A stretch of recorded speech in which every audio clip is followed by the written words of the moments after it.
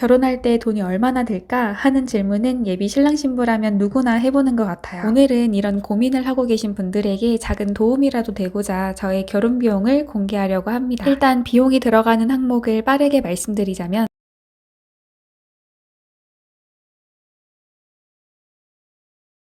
이렇게 풀어서 쓰니까 결혼하는 거 정말 쉽지 않네요. 보셔서 아시겠지만 저는 결혼식뿐만 아니라 그 앞뒤 과정에서 드는 모든 비용을 말씀드리는 거고요. 참고로 이 모든 과정을 다 하지는 않았습니다. 우선 프로포즈부터 하나씩 말씀드릴게요.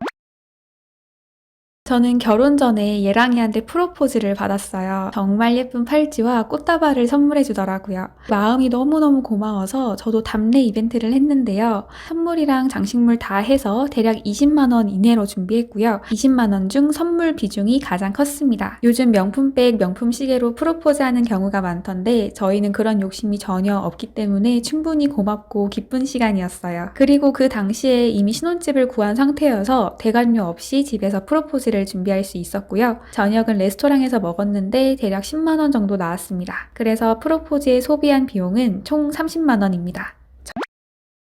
저희는 상견례 전에 미리 양가 부모님을 찾아뵙고 왔어요. 물론 그 전에도 왕래가 있었지만 상견례 직전에도 미리 만나 뵙고 인사드리는 게 좋을 것 같더라고요. 뵙기 전에는 양가 부모님께 드릴 10만 원 이내의 선물을 준비했어요. 그러니까 선물비는 총 20만 원이겠죠. 그리고 교통비가 들었는데요. 홀비, 주유비 다 포함해서 양가 10만 원 정도 들었습니다. 인사드리러 시가에 먼저 갔는데요. 그때 어머니가 밥을 사주셔서 식사 비용은 별도로 들지 않았어요. 식사 후에는 같이 카페에 갔는데 커피 값은 총 2만 원 정도 나왔고 예랑이가 계산했어요. 그 후에 친정 식구들을 만났는데요. 그때에는 식사 비용도 커피 값도 전부 다 친오빠가 사줬어요. 참고로 1인당 식사 비용은 양가 모두 2만 원으로 맞추었고요. 커피는 한 잔당 평균 7천 원 정도 나왔습니다. 그래서 저와 예랑이가 낸 총 비용은 32만 원입니다. 저희는 상견례를 한식으로 할지 일식으로 할지 양식으로 할지 정말 고민이 많았어요. 근데 일식은 뭔가 좀 그랬고 양식은 어르신들 입맛에 맞지 않을 것 같고 한식이 제일 그 자리에 어울리는 것 같아서 한식으로 정했는데요. 개인적으로 어르신들을 모시는 자리에서는 특별한 대접을 받는 것 같은 한식이 제일 좋은 것 같아요. 어쨌든 가족을 형제자매까지 초대했으니까 저희 포함해서 총 7명이 식사를 했는데요. 비용은 대략 1인당 5만 원 정도 나왔고 7명이니까 총 35만 원 나왔습니다. 사실 더 비싼 코스도 있고 더 저렴한 코스도 있었지만 다들 긴장해서 제대로 먹지 못할 것 같더라고요. 그래서 중간 가격인 5만 원 코스로 결정했어요. 실제로 양가 식구들 모두 긴장해서 잘 드시지 못했답니다. 요즘 상견례 자리에 선물을 준비하는 경우도 있던데 저는 양가 부모님 뵐 때 따로 드렸기 때문에 상견례 자리에서는 별도 선물을 준비하지는 않았어요. 그래서 상견례 비용은 총 35만 원입니다. 결혼식 날짜는 양가 모두 기독교라 날짜를 따로 받지는 않았어요. 참고로 결혼식 날짜를 정할 때에는 신부에게 맞춰서 고르는 게 좋다고 해요. 여자는 한 달에 한 번씩 월경을 하잖아요. 그래서 신부를 배려해서 날을 고르면 좋다고 합니다. 물론 저도 날짜 정할 때 다들 저를 배려해 주셔서 좋은 날에 결혼할 수 있었어요. 저희는 예물 예단은 전혀 하지 않았어요. 일단 저와 예랑이가 예물 예단 생각이 없었고 다행히 양가 부모님께서도 예물 예단은 불필요하다고 생각하시더라고요. 그래서 생략하기로 했고요. 사실 예물 예단은 조금 예민한 부분이잖아요. 그래서 상견례 하기 전에 각자 부모님께 의사가 어떤지 여쭤봤고 적당히 조율한 뒤에 상견례를 진행했어요. 저는 부모님께서 당신 의견만 말씀하시지 않고 여러모로 저희 의견을 많이 존중해 주셔서 어렵지 않게 넘어갈 수 있었습니다. 그래서 예물 예단 비용은 전혀 없었습니다. 저는 반지나 귀금속을 잘 잃어버리는 편이에요. 그리고 손에 장식물을 하면 좀 답답해서 잘 하지 않게 되더라고요. 그래서 따로 커플링은 맞추지 않았고 결혼 반지도 원하지 않았어요. 근데 다들 결혼식 진행할 때 반지를 많이 끼길래 저도 오빠가 사준 15,000원짜리 반지를 끼고 들어갔습니다. 제가 이런 걸 별로 신경 쓰지 않듯이 아무도 제 반지에 대해서는 관심이 없었어요.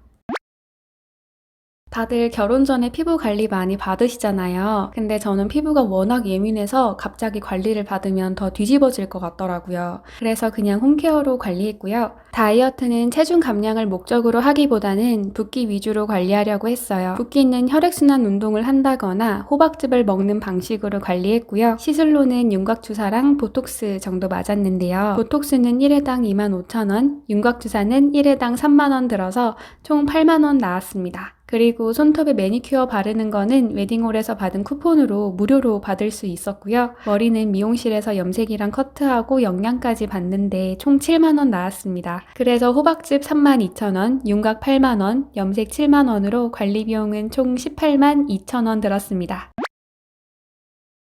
신혼집은 기준에 따라서 비용이 천차만별이에요. 주변 상권은 잘 되어 있는지, 학구는 괜찮은지, 호재가 있는지 등등 각자의 기준이 확고해야 나중에 후회가 없는데요. 저희 부부는 상권이나 직장까지의 거리를 중요하게 생각했고요. 앞으로 자녀 계획도 있기 때문에 방 3개 이상이고 화장실 2개인 집을 찾다 보니까 30평대가 딱 맞겠더라고요. 그래서 직장 근처에 있는 30평대 아파트에 신혼집을 마련했습니다. 집값은 저랑 예랑이가 모은 돈이랑 대출을 받아서 샀고요. 부동산 중개비는 126만원, 취득세는 300만원을 냈습니다. 그리고 둘 다 짐이 별로 없기 때문에 이사 비용은 들지 않았어요. 그래서 신혼집 마련할 때 든 비용은 총 1억 426만원입니다. 저는 샤시를 할까 말까 고민을 했는데요. 고민한 시간이 아까울 만큼 정말 만족하고 있어요. 집 옆에 도로가 있어서 소음이나 외풍을 걱정했는데 확실히 하고 나니까 소음이나 외풍이 전혀 없어서 아주 만족하며 지내고 있습니다. 저는 LG 제품 23mm로 방충망도 같이 했고요. 안방, 부엌방, 현관방, 거실 베란다, 안방 베란다까지 해서 총 770만원 나왔습니다. 이 비용에는 철거 폐기물 비용도 포함되어 있어요. 거실은 확장을 할까 했는데 확장할 때 제거하는 벽이 아파트 기둥이라고 하더라고요. 예쁜 것보다는 안전이 제일 중요한 거니까 폴딩도어로 대체했는데요. 생각보다 소음이나 외풍 차단이 잘 되고 공간도 효율적으로 사용할 수 있어서 여러모로 장점이 많은 것 같더라고요. 폴딩도어 비용은 총 220만원 들었습니다. 도배는 거실만 실크로 하고 나머지는 광폭 합지로 해서 총 145만원 들었고요. 장판은 2.2T로 했고 비용은 118만원 나왔습니다. 몰딩이랑 걸레바지는 전부 마이너스 몰딩으로 새로 하고 싶었는데 비용이 너무 많이 들어서 페인트 칠로 대체했어요. 페인트 비용은 몰딩, 걸레바지, 방문, 베란다 벽까지 하는데 총 114만원 들었습니다. 그 외에도 싱크대, 목공사, 타일공사, 조명공사, 문턱 제거, 손잡이, 붙박이장, 스크린, 폐기 처리까지 진행했고 인테리어 비용은 총 1,850만원 나왔습니다. 어떤 분들은 가전을 한 번에 사면 더 저렴하니까 한꺼번에 사라고 하시는데요. 저는 오히려 따로 구매하니까 더 저렴하게 구매할 수 있었어요. 물론 브랜드나 모델명의 차이는 있겠지만 오래 쓸 물건이니까 이왕이면 마음에 드는 걸로 사려고 했습니다. 참고로 제 지인은 삼성 제품으로 냉장고, 에어컨, TV, 청소기, 건조기, 세탁기 전부 다 해서 총 760만원 주고 구매했다고 하는데요. 근데 저는 그 패키지가 다 좋은데 색상이 마음에 들지 않아서 개별로 구매했어요. 제가 구매한 제품은 삼성 냉장고, LG TV, 로봇 청소기, LG 세탁기, 건조기고요. 참고로 에어컨은 제가 겨울에 봤을 때 200만원이 넘었는데 3월쯤에는 100만원대에 구매 가능하다고 해서 저는 아직 사지 않았습니다. 에어컨을 아직 사지 않았다고 해도 패키지보다 훨씬 저렴한 비용으로 맞출 수 있고요. 특히 저희가 원하는 모델과 색상으로 고를 수 있어서 저는 각각 구매하는 게 더 실용적인 것 같더라고요. 그래서 다시 정리하자면 가전은 지금까지 총 428만원 들었습니다.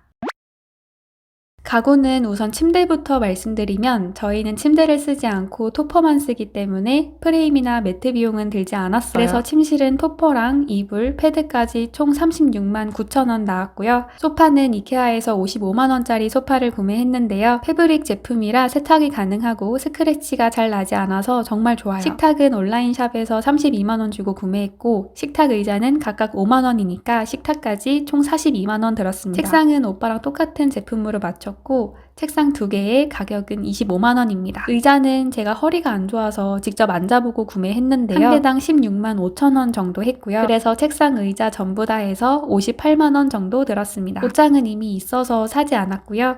책장도 책이 별로 없어서 사지 않았습니다. 그래서 가구는 크게 192만원 정도 나왔습니다. 결혼식에 필요한 모든 비용은 이만큼 나왔는데요. 결혼식에 대한 이야기도 이 영상에 함께 담고 싶었는데 오늘도 분량 조절에 실패해서 이건 다음 영상으로 나눠보려고 해요. 우선 비용은 총 이만큼 들었다고 보시면 됩니다.